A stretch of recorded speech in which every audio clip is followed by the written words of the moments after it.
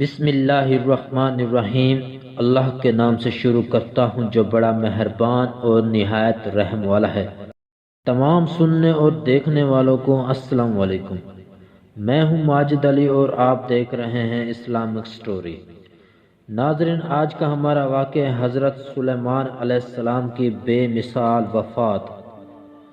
ملک شام میں جس جگہ حضرت موسیٰ علیہ السلام کا خیمہ گاڑا گیا تھا، ٹھیک اسی جگہ حضرت داؤد علیہ السلام نے بیت المقدس کی بنیاد رکھی، مگر عمارت پوری ہونے سے قبل ہی حضرت داؤد علیہ السلام کی وفات کا وقت آن پہنچا، اور آپ نے اپنے فرزند حضرت سلیمان علیہ السلام کو اس عمارت کی تکمیل کی وصیت فرمائی۔ چنانچہ حضرت سلیمان علیہ السلام نے جنوں کی ایک جماعت کو اس کام پر لگا دیا اور عمارت کی تعمیر ہوتی رہی، یہاں تک کہ آپ کی وفات کا وقت بھی قریب آ گیا اور عمارت مکمل نہ ہو سکی۔ تو آپ نے یہ دعا مانگی کہ الہی، میری موت جنوں کی جماعت پر ظاہر نہ ہونے پائے، تاکہ وہ برابر عمارت کی تکمیل میں مصروف عمل رہیں، اور ان سبوں کو جو علم غیب کا دعویٰ کرتے ہیں وہ بھی باطل ٹھہر جائے۔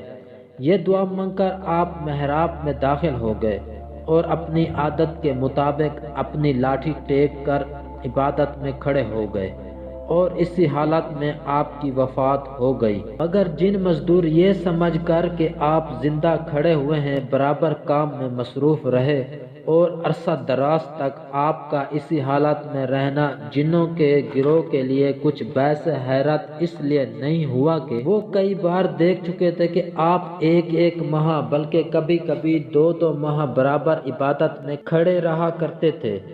غرض 1 سال تک وفات کے بعد آپ اپنی لاٹھی کے سہارے کھڑے رہے، یہاں تک کہ بحکم الہی دیمک نے آپ کے عصا کو کھا لیا، اور عصا کے گر جانے سے آپ کا جسم مبارک زمین پر آ گیا۔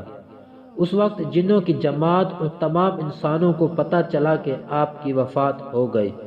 قرآن مجید میں اللہ تعالیٰ نے اس واقعے کو ان لفظوں میں بیان فرمایا، جس کا ترجمہ یہ ہے: پھر جب ہم نے اس پر موت کا حکم بھیجا، جنوں کو اس کی موت نہ بتائی، مگر زمین کی دیمک نے کہ اس کا عصا کھاتی تھی۔ پھر جب سلیمان زمین پر آیا، جنوں کی حقیقت کھل گئی۔ اگر غیب جانتے ہوتے تو اس خاری کے عذاب میں نہ ہوتے۔ اس قرآنی واقعے سے یہ ہدایت ملتی ہے کہ حضرات انبیاء کرام علیہ السلام کے مقدس بدن وفات کے بعد سڑتے گلتے نہیں ہیں، کیونکہ آپ نے ابھی سن لیا کہ 1 سال تک حضرت سلیمان علیہ السلام وفات کے بعد عصا کے سہارے کھڑے رہے، اور ان کے جسم مبارک میں کسی قسم کا کوئی تغیر رونما نہیں ہوا۔ یہی حال تمام انبیاء علیہ السلام کا ان کی قبروں میں ہے کہ ان کے بدن کو مٹی نہیں کھا سکتی۔ چنانچہ حدیث شریف میں ہے، جس کو ابن ماجہ نے روایت کیا ہے کہ بے شک اللہ نے زمین پر حرام فرما دیا کہ وہ انبیاء کے جسموں کو کھائے، لہٰذا اللہ کے نبی زندہ ہیں اور ان کو روزی دی جاتی ہے۔